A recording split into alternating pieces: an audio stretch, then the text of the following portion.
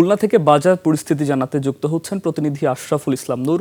নূর, বাজারের সর্বশেষ তথ্য আমাদেরকে জানার এবং আসলে পণ্যের সরবরাহ কেমন রয়েছে বা কোনো পণ্যের দাম বেড়েছে কমেছে কিনা বিস্তারিত জানতে চাই আপনার থেকে।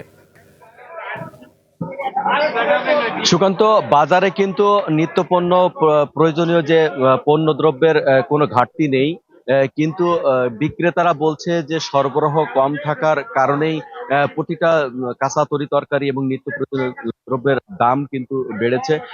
বিক্রেতারা বলছেন যে কয়েকদিন টানা বর্ষণের কারণে কাঁচা তরি তরকারির দাম বেড়েছে, সে কারণেই তাদেরকে একটু অধিক মূল্য হাঁকাতে হচ্ছে। আমি যদি আপনাদের দেখাই যে বাজারের প্রতিটি তরি তরকারির দাম কিন্তু বেড়েছে এবং কোনোটি কিন্তু ডবল হয়েছে।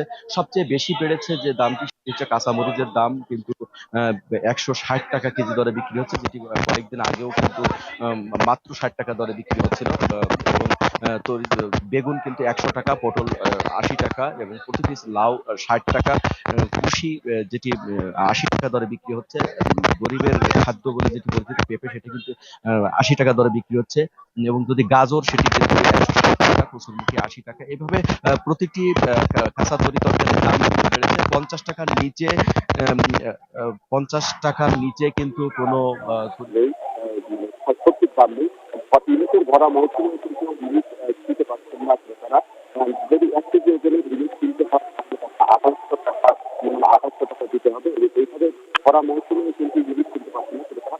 মাছ বাজারের যে খরা রয়েছে, তবে দাম বাড়েনি চালের বাজারে, মাংসের বাজারে।